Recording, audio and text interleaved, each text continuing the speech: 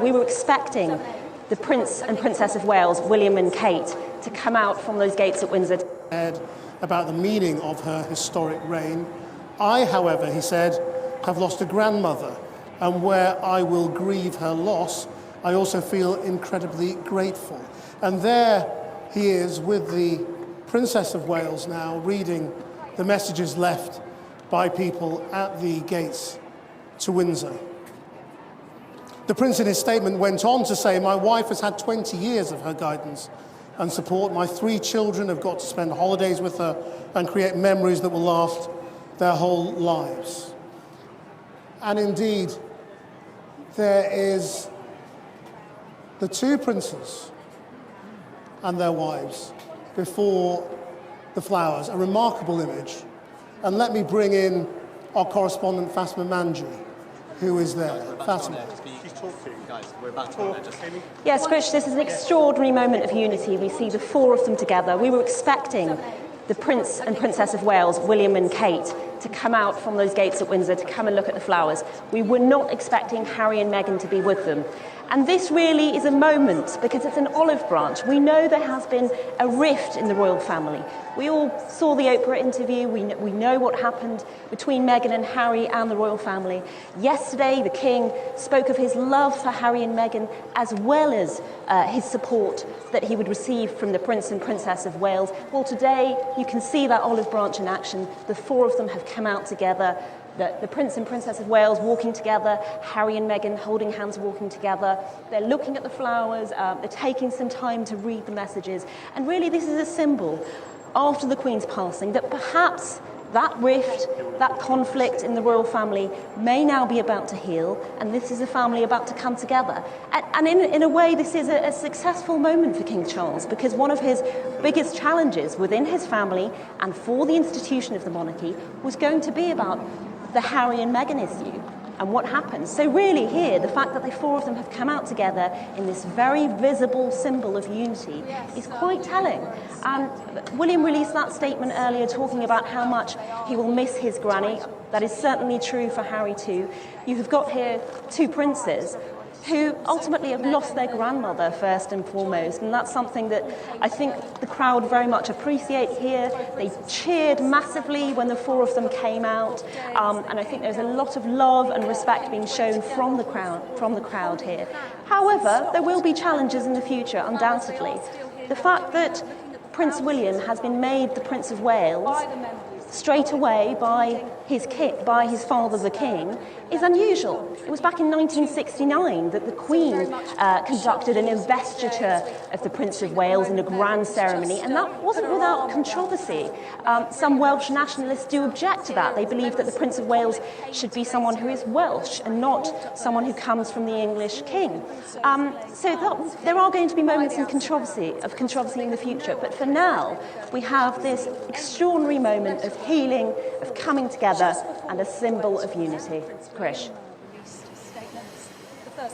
Yes, Fatima, stay with us, because these images of these 4 individuals are truly remarkable after such a difficult period for the relationship between these 2 couples. And as you say, it is something that really springs from Prince Charles's address to the nation, where he spoke of his love for Harry and Meghan as they build a life overseas. And here we see them all just reading the tributes given by the members of the public. And I wonder whether they're going to go over and greet members of the public now and talk to them. I think that is definitely going to happen. They're breaking out in applause at the moment.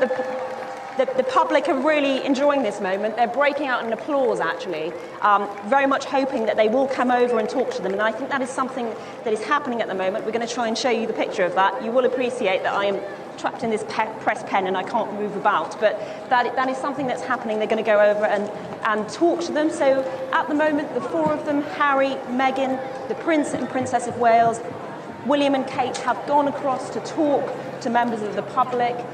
They're just greeting them.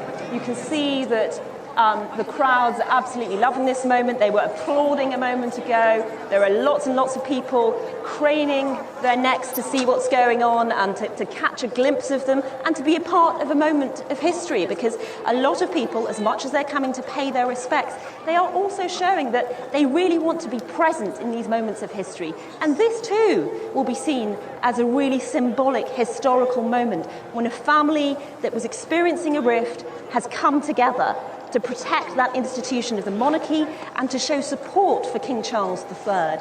And we can see that members of the crowd have got their phones out.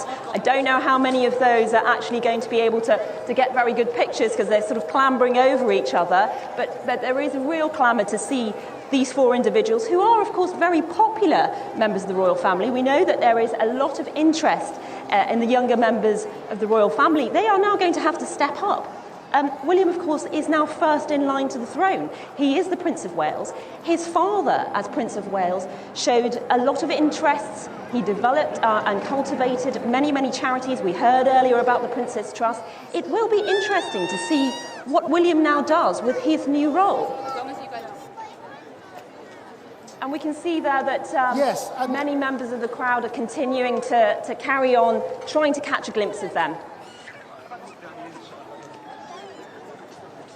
Yes, as you say, Fatima, as we see the Prince and Princess there with members of the public who've come to see them, and presumably Harry and Meghan doing the same somewhere else nearby, it remains to be seen exactly how the Prince will define his new role.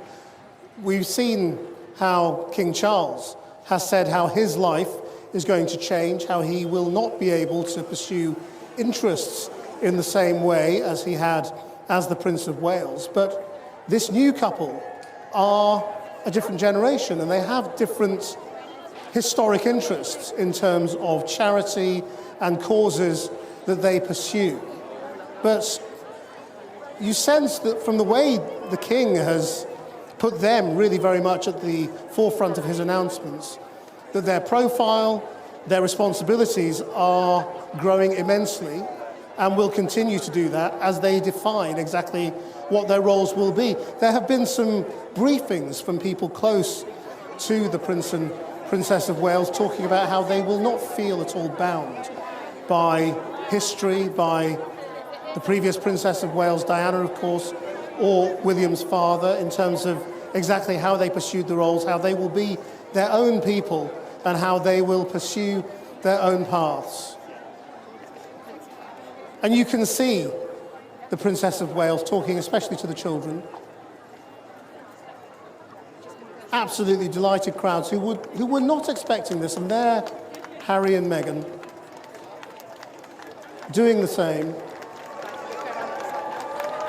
and taking condolences and best wishes and flowers and handshakes.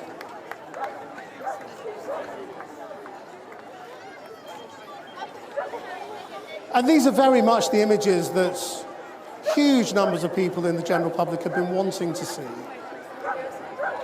And very much a symbol of the modernisation of the royal family. If you think back to what we've seen in the past and the quiet we've seen in the past, this is quite a change, quite a leap of how this new royal family will be conducting itself. And so another remarkable day draws to an end with very, very memorable pictures. We will have more tomorrow. Until then, that's Channel 4 News. Good evening.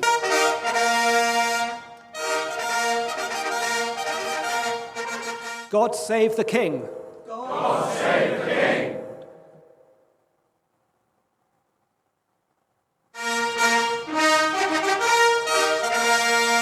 Three cheers for His Majesty the King. Hip, hip. Hooray! Hip, hip. Hooray! Hip, hip. Hooray!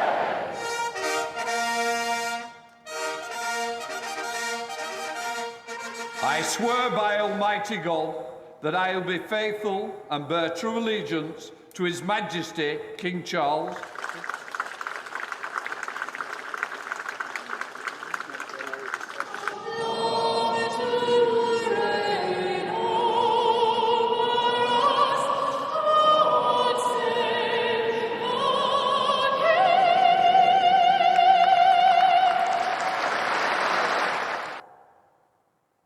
Charles is king. The chatter suddenly ended as they thought the moment had come. Instead, a reminder, we live in an age when proclamations are not strictly necessary. Please make sure mobile phones are switched off. The Queen Consort and the newly titled Prince of Wales heard the formal announcement of the Queen's death and the proclamation to be agreed. My lords, it is my sad duty to inform you that Her Most Gracious Majesty, Queen Elizabeth II, has passed away. With one voice and consent of tongue and heart, publish and proclaim that the Prince Charles Philip Arthur George is now, by the death of our late sovereign of happy memory, become our only lawful and rightful liege lord. Bless His Majesty with long and happy years to reign over us. God save the King. God save the King. Privy Councillors then moved to the throne room to hear from the new king.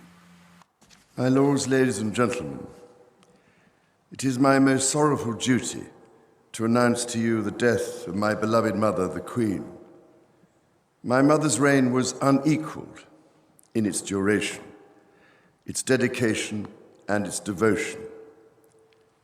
Even as we grieve, we give thanks for this most faithful life. I am deeply aware of this great inheritance and of the duties and heavy responsibilities of sovereignty, which have now passed to me. In taking up these responsibilities, I shall strive to follow the inspiring example I have been set in upholding constitutional government and in carrying out the heavy task that has been laid upon me, and to which I now dedicate what remains to me of my life. I pray for the guidance and help of Almighty God. I have with humble duty to crave your Majesty's permission for the publication of your gracious speech.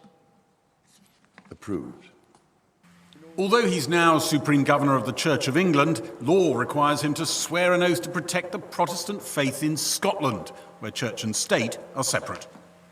I, Charles III, by the grace of God, of the United Kingdom of Great Britain and Northern Ireland, and of my other realms and territories, King, Defender of the Faith, do faithfully promise and swear that I shall inviolably maintain and preserve the settlement of the true Protestant religion as established by the laws made in Scotland. The oath was then signed, a moment of frustration as some pens are in his way. He now signs Charles R. Rex, King. There were two more proclamations to be approved, one for a bank holiday on the day of the Queen's funeral. Approved. Two more signatures required. The King says, away, annoyed again by inkstands and pens cluttering the table. On their way out, all were asked to sign the proclamation. It's not working? Pens, it seems, again an issue. The agreed words then, by centuries-old tradition, proclaimed to a crowd whose iPhones pinged them the news 2 days ago. Whereas it has pleased Almighty God to call to His mercy our late Sovereign Lady, Queen Elizabeth II, of blessed and glorious memory. The proclamation was repeated in the City of London. The crown of the United Kingdom of Great Britain and Northern Ireland is solely and rightfully come to the Prince Charles Philip Arthur George. God save the King. God save the King. 3 cheers for His Majesty the King. Hip, hip. Hooray! Hip, hip. Hooray! Hip, hip. Hooray! The King was cheered on his way back to Buckingham Palace, where he would meet Liz Truss again and members of her new cabinet, including the Chancellor, whose plans for a major tax announcement have been thrown by the period of mourning for the late Queen. There was a hand on the arm from the Labour leader, Sir Keir Starmer, when he met the King, who also met with the leader of the Liberal Democrats, Sir Ed Davey. Speaking at the Accession Council earlier, the King repeated the promise he gave in his TV address to the nation last night to stay out of politics. But some who've known him well through his years as Prince of Wales, campaigning on issues like the environment, say he's a man of even stronger opinions than people realise. You didn't always get the full story about how much he was concerned about some of these things. What you got in the media and elsewhere was a kind of modulated version of it. Okay, controversial, opinionated, but not necessarily the full story. For me, that demonstrated a kind of restraint, but don't look for guarantees. He's his own man with extremely strong convictions about things, and he won't stop short of letting the politicians know what they are. The weekly audience with the Prime Minister could be a different sort of conversation. Could be very different. I swear by Almighty God that I will be faithful and bear true allegiance to His Majesty, King Charles, his heirs and successors, according to law, so help me God. In the Commons, the Speaker was amongst those who swore an oath of allegiance to the King. On a rare Saturday sitting, there were more tributes to the Queen. But when these finish this evening, Parliament is expected to be suspended for the remainder of the period of mourning. Preparations are already underway for the lengthy queues expected when the Queen's body will lie in state in Westminster Hall. The timing for a new government wanting to make emergency provisions at a time of crisis are excruciating. But protocols and respect for the monarchy mean you won't hear a minister say that. Well, in the past few minutes, the new Prince of Wales has paid tribute to the Queen in a statement released by Kensington Palace. He said, "She was by my side at my happiest moments, and she was by my side during the saddest days of my life. I knew this day would come, but it will be some time before the reality of life without Granny will truly feel real." And he went on, "I will honour her memory by supporting my father, the King, in every way I can."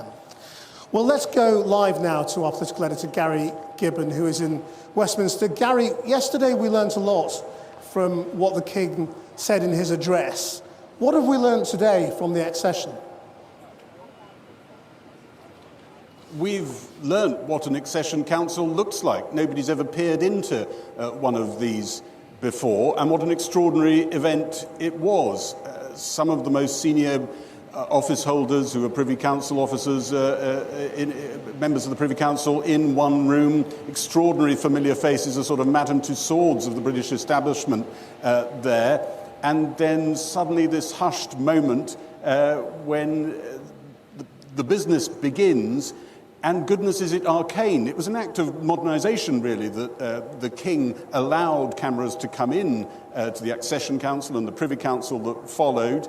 That was a big first, but goodness, what an arcane series of things we then saw, including things like the oath which in the second meeting, the Privy Council meeting, the King swears to maintain the Protestant religion in Scotland.